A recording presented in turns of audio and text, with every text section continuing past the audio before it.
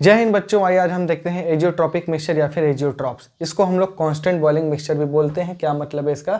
Suppose करो कि हमने ए और बी लिक्विड को मिला के सोल्यूशन बना दिया है। ए का बॉइलिंग पॉइंट 70 डिग्री सेल्सियस है और बी का 100 डिग्री सेल्सियस है। अब जब हम सॉल्यूशन को गर्म करेंगे तो जाहिर सी बात है, जो 70 डिग्री सेल्सियस जैसे ही हम टेम्परेचर करेंगे 70, जिसका बॉइलिंग पॉइंट था लिक्विड ए, वो क्या हो जाएगा? बॉयल हो जाएगा, वेपर के रूप में बाहर निकल गया और अंदर क्या बच गया? केवल लिक्विड बी। ठीक है ना? तो इस तरीके से ए और बी को हमने अलग कर लिया। ठीक है ना? लेकिन एजियोट्रॉप में क्या होता है, बॉइलिंग पॉइंट मिक्सचर का एक ही हो जाता है। ठीक है ना? वो ऐसा बिहेव करता है जैसे कि वो अलग अलग लिक्विड नहीं है, दोनों एक ही लिक्विड है। तो जाहिर सी बात है, बॉइलिंग पॉइंट के आधार पे हम इसको अलग नहीं कर सकते हैं, क्योंकि जब भी ये वेपर बनेंगे तो दोनों के साथ साथ बनेंगे। ठीक है ना? तो ये होता है एजियोट्रॉपिक मिक्सचर।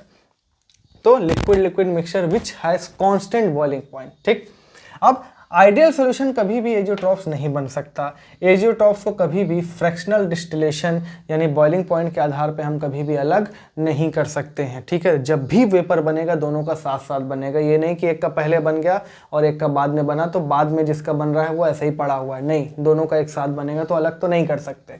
एजियोट्रॉप के लिए क्या होना चाहिए? कंपोजिशन, जो ए का लिक्विड फेज में होगा वेपर प्रेशर मोल फ्रैक्शन, वही क्या हो जाएगा?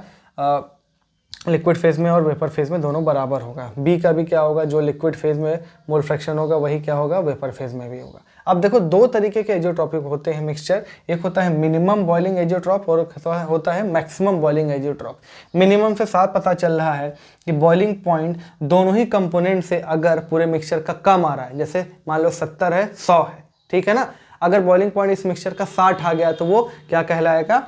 Minimum boiling azeotrope. अगर उसी का बॉइलिंग पॉइंट अगर 100 से भी ज़्यादा आता, दोनों ही कंपोनेंट से ज़्यादा आता, मान लो 110 आता, तब हम बोलते हैं वो मैक्सिमम बॉइलिंग एजियोट्रॉप। ठीक है, मिनिमम बॉइलिंग एजियोट्रॉप कब बनेगा? जब लार्ज पॉजिटिव डेविएशन शो करेगा। जैसे ये एग्जांपल है 95% इथेनॉल सोल्यूशन।